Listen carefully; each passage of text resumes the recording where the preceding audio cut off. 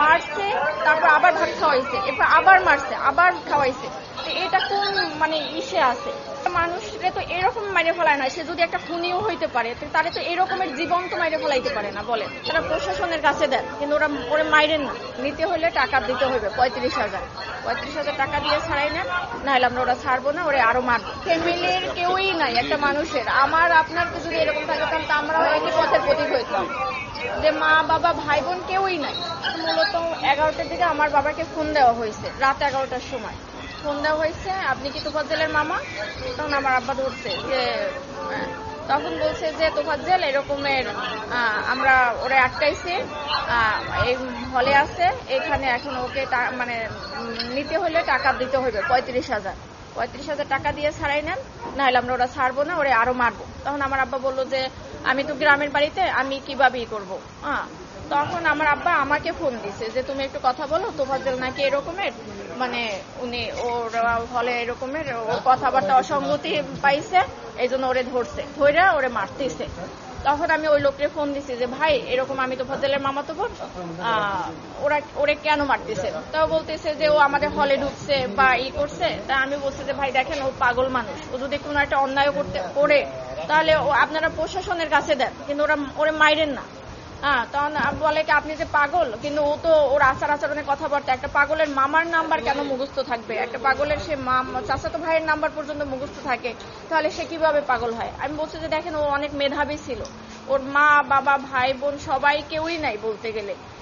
ও এই কারণে ওর ভাই গত বছর 15 রোজা হলো লিভার ক্যান্সারে মারা গেছে। তো ওই ভাইয়া, ও আগেই মাথায় সমস্যা ছিল, ভাইয়া অনেক ডক্টর দেখাইছে, আমার ফুপু মারা যাওয়ার পর থেকে ওর এই সমস্যাটা হয়েছে। কিন্তু কারো কোনো, ওই যে ধরেন আপনি খাবার খাচ্ছেন, আপনার থেকে টান দিয়ে নিয়ে খাইলো, ওর ক্ষুধার জ্বালার কারো থেকে টাকা নিল চাইয়া, যে এইরকম। ওর বাবা মারা গেছে রোড অ্যাক্সিডেন্টে 8 বছর আগে। 5 বছর আগে ওর মা মারা গেছে লিভার ক্যান্সারে। তারপর ছিল ওরা 2 ভাই। ওর ভাই হলো নাজিরপুরের থানার এসআই নাসির হোসেন। তখন উনি গত বছর পহেলা রোজায় ধরা পড়ছে ক্যান্সার, উনি 15 রোজায় মারা গেছে। তো ওর ভাই মারা যাওয়ার পরে ও একদম রাস্তার উম্মত পাগল হয়ে গেছিল।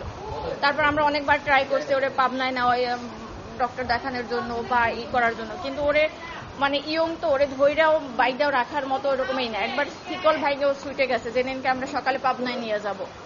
এই এখন কালকের তো এই অবস্থা। পরে হলো ওই লোক, আমি ফোন দিছি পর উনিও আমাকে সেম একই কথা বলছে, যে মানুষটা 4 বছর আগে থেকে পাগল, সে কিভাবে রাজনীতি করবে আর দলীয় বলতে কি? ও তো নিজের পরনের কাপড়ে ওর মাঝে মাঝে থাকতো না, তাহলে সে দলীয় করবে কি?